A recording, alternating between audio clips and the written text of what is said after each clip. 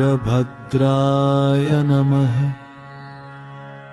ॐ महासूराय नमः। ॐ रौद्राय नमः। ॐ रुद्रावतारकाय नमः। ॐ श्यामांगाय नमः। ॐ उग्रदंष्ट्राय नमः। ॐ भीमनेत्राय नमः। ॐ जितेन्द्रियाय नमः।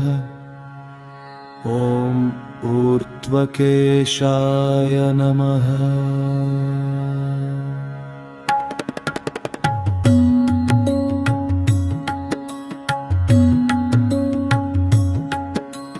ॐ भूतनाथाय नमः।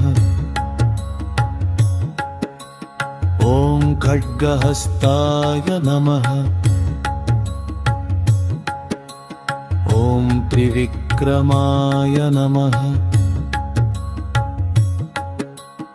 ॐ विश्वव्यापिने नमः। ॐ विश्वनाथाय नमः। ॐ विष्णुचक्रविभञ्जनाय नमः।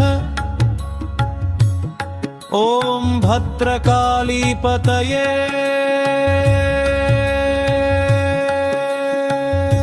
नमः।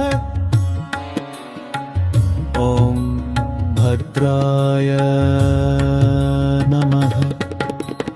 ॐ भद्राक्षाभरणान्विताय नमः। ॐ निरामिगन्तमहाभिषजे नमः। ॐ भारतीनासिकच्छगादाय नमः। ॐ भक्तैकरक्षकाय नमः। ॐ भक्तैकरक्षकाय नमः। ॐ धर्ममूर्तये नमः। ॐ दैत्यसङ्घभयङ्कराय नमः। ॐ पात्रहस्ताय नमः। ॐ प्रावद्राक्षाय नमः। ॐ पद्मजाक्षादिवन्दिताय नमः। ॐ मखान्तकाय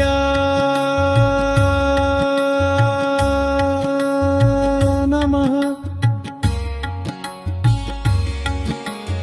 ॐ महातेजसे नमः।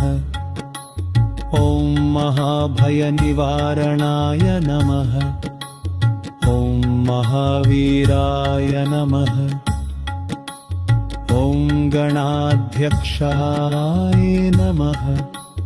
ॐ महाघोरद्रुसिंहजिते नमः।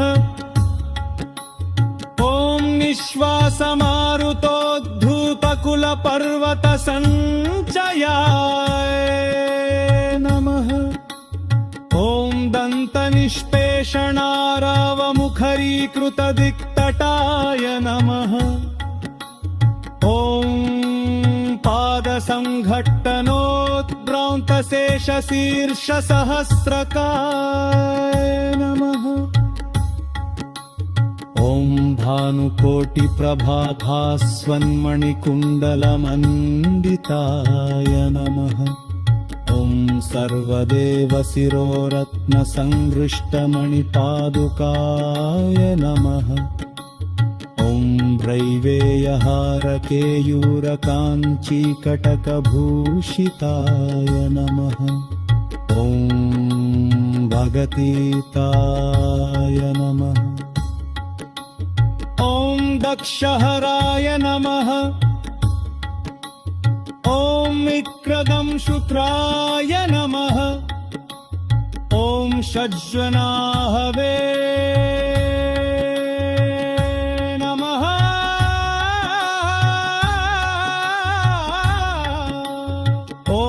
सच्चिदानन्द विग्रहाय नमः।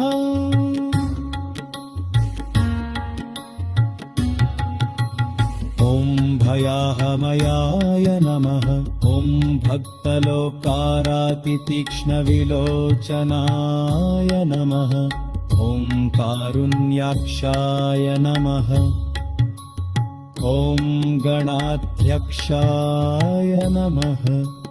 ॐ गर्वितासुरदर्पहुते नमः। ॐ सम्पत्कराय नमः। ॐ सदानन्दाय नमः। ॐ सर्वाभीष्टफलत्रणाय नमः। ॐ पुनानन्तितपहाय नमः। ॐ व्यलयज्ञोपलेतपाय नमः। ॐ बगलेत्प्रहराय नमः। ॐ वेकवाहवे नमः। ॐ बन्धैनोचकाय नमः। ॐ तेजोमयाय नमः। ॐ प्रवचाय नमः।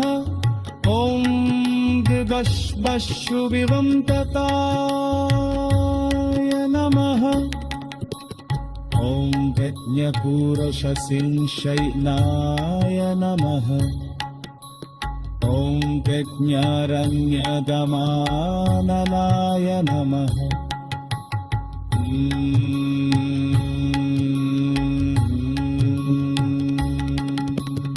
ॐ भक्तैकवत्सराय नमः। ॐ पोक्कलने नमः।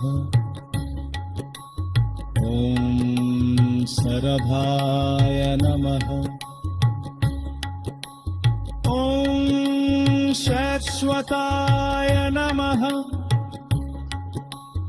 ॐ निधने नमः। ॐ सर्वसिद्धिकराय